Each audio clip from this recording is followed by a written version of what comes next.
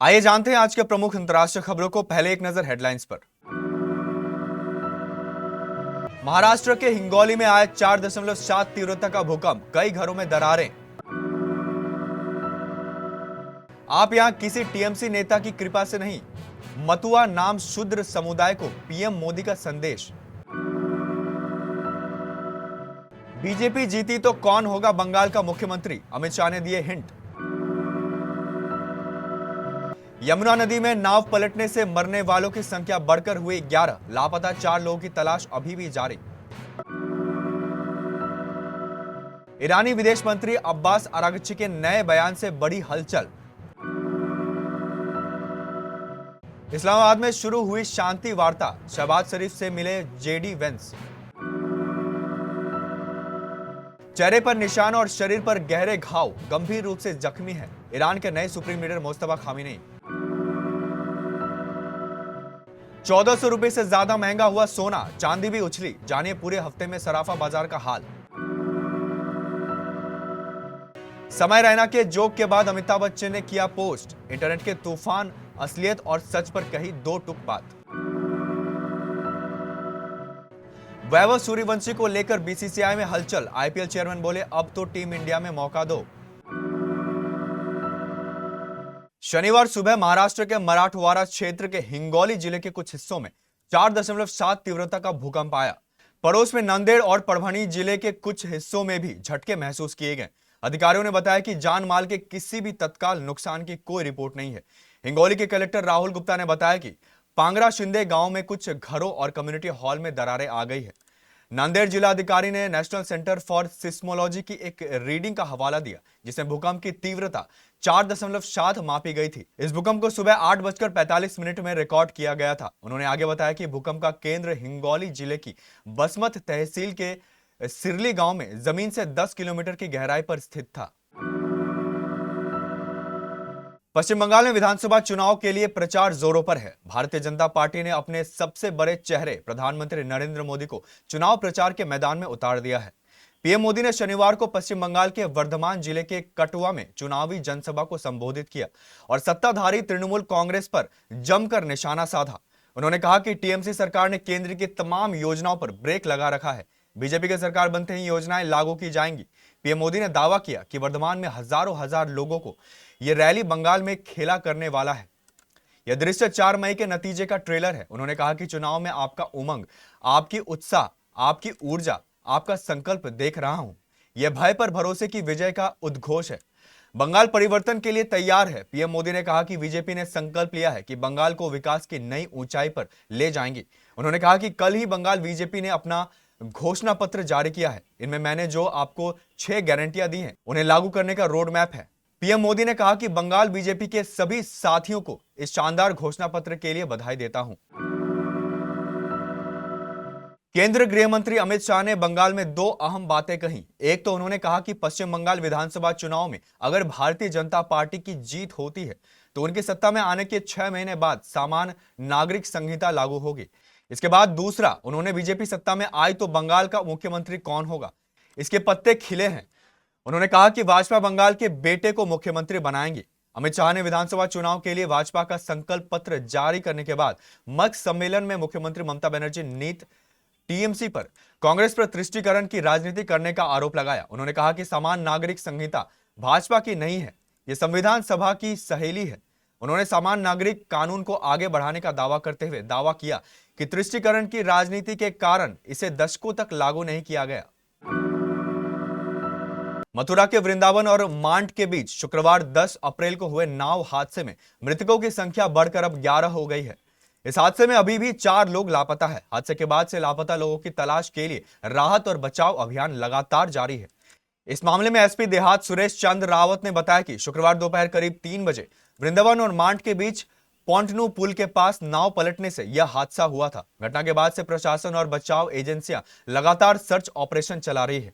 उन्होंने बताया कि इस दुखद हादसे में अब तक 11 लोगों की मौत की पुष्टि हो चुकी है, जबकि पहले 5 लोग लापता बताए गए थे। घटनास्थल से करीब 800 मीटर दूरी पर एक और शव बरामद किया गया, जिससे मृतकों की संख्या 11 हो गई। अमेरिका और ईरान के सीज फायर को स्थायी बनाने की दिशा में इस्लामाबाद में बातचीत शुरू हो गई है। दोनों देशों के बड़े नेता पाकिस्तान पहुंच चुके हैं, लेकिन ईरान के विदेश मंत्री अब्बास अरागची ने बातचीत से पहले ही साफ कह दिया कि वे अमेरिका पर बिल्कुल भरोसा नहीं करते। बातचीत शुरू होने से पहले ईरान के विदेश मंत्री अरागची ने जर्मनी के विदेश मंत्री जोहान वडेफुल से फोन पर बात की। इसमें उन्होंने कई अहम बातें कही।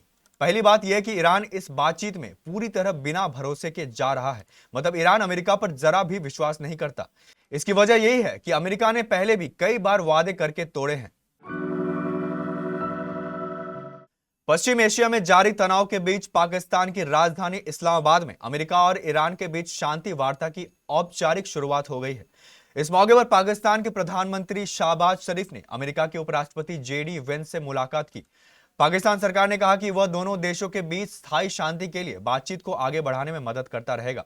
यह बैठक ऐसे समय में हुई जब पाकिस्तान अमेरिका और ईरान के बीच सीधे संवाद करने की कोशिश कर रहा है। ईरान के नए सुप्रीम लीडर मोस्तफा खामिनेई की स्थिति को लेकर सस्पेंस बना हुआ है। पिछले दिनों खबर आई थी कि मोस्तफा होश में नहीं है। इस बीच अब उनका हेल्थ अपडेट सामने आया है। सूत्रों के हवाले से पता चला है कि मोस्तफा अभी भी गंभीर रूप से घायल है, लेकिन वो अपनी चोटों से उभर रहे हैं। न्यूज एजेंसी रॉयटर्स के माने तो तेहरान स्थित सुप्रीम लीडर के परिसर पर हुए हमले में मोस्तफा खामिनेई का चेहरा गंभीर रूप से जख्मी हो गया। उनके एक या दोनों पैरों में भी गंभीर चोटें आने की भी खबर है। एक अमेरिकी खुफिया सूत्रों ने तो यह दावा किया है कि हमले में मोस्तफा खामिनेई ने अपना एक पैर खो दिया है।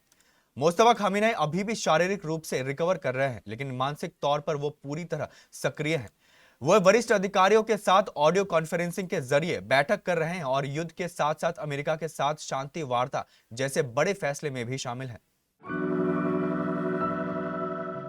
भारतीय सराफा बाजार के लिए अप्रैल का यह हफ्ता काफी उतार चढ़ाव भरा रहा। Indian bullions and jewellers association की ओर से जारी आंकड़ों के अनुसार इस हफ्ते कभी कीमत बढ़ती है तो कभी गिरती है। अगर आप सोने या चांदी खरीदने की योजना बना रहे हैं तो पहले 5 दिनों का रुझान समझना आपके लिए बेहद जरूरी है। हफ्ते की शुरुआत यानी 6 अप्रैल 2026 को 999 प्योरिटी वाले सोने की कीमत 1,48,899 रुपए प्रति 10 ग्राम थी।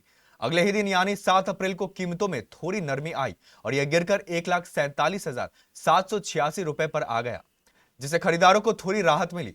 8 अप्रैल को सोने की कीमतों में एक बड़ा उछाल देखा गया और दाम सीधा 1,51,121 रुपए पर जा पहुंचे। इसके बाद 9 और 10 अप्रैल को कीमतें 1.50 लाख रुपए के इर्द गिर्द घूमती रही। शुक्रवार 10 अप्रैल को बाजार 1,50,327 रुपए प्रति 10 ग्राम पर बंद हुआ।